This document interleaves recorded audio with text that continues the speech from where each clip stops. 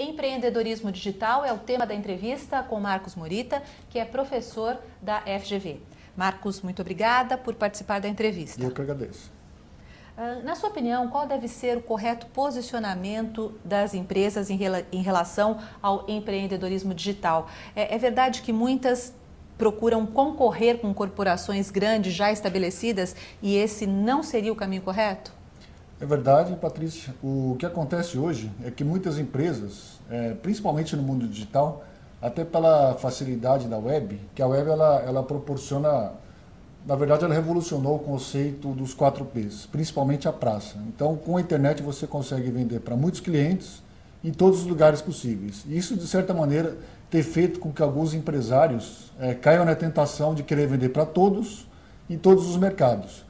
Isso, se nós colocarmos dentro da estratégia de Porter cita 3 grandes estratégias genéricas, seria diferenciação, custo e nicho. Os grandes grupos, que eu diria os grandes varejistas, os grandes atacadistas, os grandes supermercados, e muitos deles já têm as lojas reais, também estão na internet. Temos aí o Casas Bahia, Pão de Açúcar, Magazine Luiza, o Submarino, todos eles atuando principalmente no mercado de grande massa, que é o mercado de custo, e também alguns em diferenciação, onde eles conseguem ter um poder de barganha muito grande com os fornecedores, comprando volumes grandes e fazendo preços baixos. E muitos clientes pequenos ou empresários pequenos tentam concorrer nesse mesmo mercado.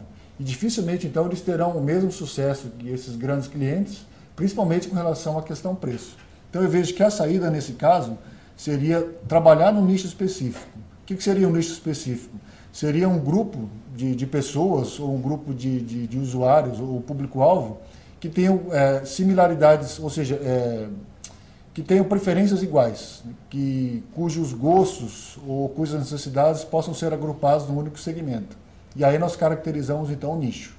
Em geral é um público pequeno que tem as necessidades diferentes daquele grande público atendido, por exemplo, no mercado de diferenciação ou pelo mercado de custo.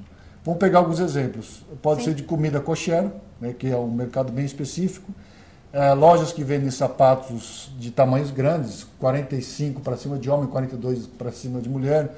Lojas de roupas grandes, lojas de disco de vinil, ou seja, realmente setores que atendem públicos específicos. Aí nós podemos considerar então que é um negócio de nicho. E aí a concorrência costuma ser menor, já que esses grandes grupos não têm tanto foco nesses pequenos negócios. E como identificar esses nichos corretamente e essas oportunidades? Tá. Eu diria que talvez, para que isso seja mais fácil, o ideal é que a pessoa ela conheça o mercado, né, ou por ter trabalhado antes, ou por ele ser um mercado, um hobby que ele já tenha. Isso facilita muito, ele pula algumas etapas que nós chamamos na curva de aprendizagem. Se ele conhecer o mercado, provavelmente ele já sabe quem são os fornecedores, quais são os melhores produtos, quais os desejos que essas pessoas detêm. Então vamos pegar alguns exemplos interessantes na web. Se nós considerarmos o mercado americano, ele, há alguns anos atrás, a Amazon tinha quase 80% desse mercado. Hoje a Amazon talvez não detenha 10%. No Brasil, ele ainda é muito segmentado. Se nós pegarmos as maiores, a B2W e as 2 ou 3 maiores, temos aí quase 60%, 70% do mercado. A tendência é que essa concentração diminua, mas de uma maneira mais devagar. Por outro lado, nós temos as lojas que vendem um produto específico, as lojas de um produto só, que até alguns anos atrás representavam 1%, hoje já passaram de 10% do total da rede. Então são lojas que comercializam um tipo de produto. Por exemplo, perfumes, tem uma loja Saks, que é muito conhecida na área de perfumes, tem uma loja específica também na área de vinhos, uma que eu vi outro dia também que vende a parte de cama e mesa, ou seja, qual seria a vantagem de comercializar um produto só? Primeiro que ela tem uma maior variedade de estoque, ela consegue ter, diferente desses grandes grupos que realizam grandes compras de um único produto e abaixam o preço, elas conseguem ter uma variedade muito grande, né? Um leque, uma profundidade de estoque muito grande. O segundo ponto que eu vejo é que os seus vendedores são mais específicos, ou seja, eles leem mais sobre o tema, pesquisam, estão sempre vendo publicações, às vezes frequentam feiras, treinamentos. Então, eles conseguem dar um atendimento de mais qualidade para o usuário final. Em geral, essas empresas também, o terceiro ponto, elas acompanham muito as tendências. Então, tudo que é novidade, tudo que são coisas que estão saindo no mundo, essas empresas, em geral, conseguem sair na frente também. Um outro ponto que eu vejo, é que elas, seria o quarto ponto, é que elas conseguem agregar vários serviços, que nós chamamos de one-stop shop. Uma loja de vinhos, ela poderia vender não só o vinho, mas poderia vender os acessórios. Então, vender copos, vender o abridor, oferecer cursos, degustações, harmonizações. Realmente criar algo diferenciado, ali, uma atmosfera para que aquela pessoa que curta aquele assunto, vinho no caso, ele se sinta num ambiente diferenciado. Né? Ou seja, isso seria algo bem de nicho, onde essa empresa poderia até ter um preço um pouco maior do que o pesquisado ou encontrado nas outras redes para o mesmo produto. Mas por todos esses serviços complementares, muitas vezes ele consegue então a fidelização do cliente. E as redes sociais, você acredita que elas sejam boas oportunidades no empreendedorismo digital? Tanto as que já existem, quanto possíveis novas redes sociais?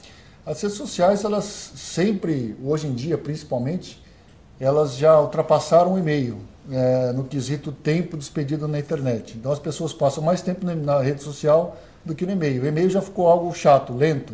Você consegue falar com uma pessoa só, né, e demora. Alguém tem que abrir. Na rede social, todo mundo já está sabendo naquele mesmo horário. Né? Então, a rede social é algo que não dá para abrir mão. Né? E muitas empresas hoje já estão deixando o próprio site e colocando o site dentro da rede social. Então, a rede social ela ganha cada vez mais importância, não só pela divulgação, mas principalmente para a empresa dela saber o que está se falando dela nas redes sociais no mercado. Então temos visto muitas marcas, principalmente grandes marcas, que estão sofrendo muitos comentários negativos até nas redes. Né? Vimos no Brastemp algum tempo atrás, a United Airlines lá nos Estados Unidos, alguns casos de clientes insatisfeitos que colocaram então alguns comentários nas redes. Né? Então hoje não existe mais aquele conceito de cliente isolado. Né? Um cliente pode fazer um barulho tremendo e atrapalhar todo o trabalho construído pela empresa. E quais são os principais riscos que você vê no empreendedorismo digital? Eu não diria que há uma diferença muito grande entre empreendedorismo digital e empreendedorismo que nós chamamos de tijolo. Né? As duas coisas, eu não gosto muito de traçar uma barreira, né? Que de um lado é digital, do outro lado... Então eu vejo alguns riscos comuns em ambos. O primeiro é a falta de conhecimento do mercado. Isso para qualquer negócio, seja ele digital ou não, ele é muito perigoso. O segundo é a falta de preparo do profissional, que existem duas formas de empreendedorismo. Né? O empreendedorismo por necessidade e por vocação. Por vocação ele é sempre melhor, que a pessoa ela se prepara, ela estuda para aquilo. O de necessidade, muitas vezes a pessoa ela é levada a abrir um negócio, né? E muitas vezes sem o conhecimento. Então eu diria que a falta de conhecimento e a falta do conhecimento do mercado e a falta do conhecimento de ser um empreendedor ainda são as duas principais causas, tanto no mundo real quanto no mundo da internet. Muitas vezes a internet ela engana. As pessoas acham que a internet ainda é virgem. Eu acho que a internet já atingiu a maturidade há bastante tempo, né? Ninguém está mais lá brincando, né? Todo mundo que está lá está fazendo um negócio muito sério, e a possibilidade de virar um milionário na web, como o Zuckerberg ou o Larry Page, talvez seja a mesma coisa que virar um milionário fora da internet hoje. Então, não existe mais aquele grande Eldorado que existia. Né? Marcos, muito obrigada pela sua participação. Imagina, eu que agradeço. Portal HSM, o melhor conteúdo de gestão.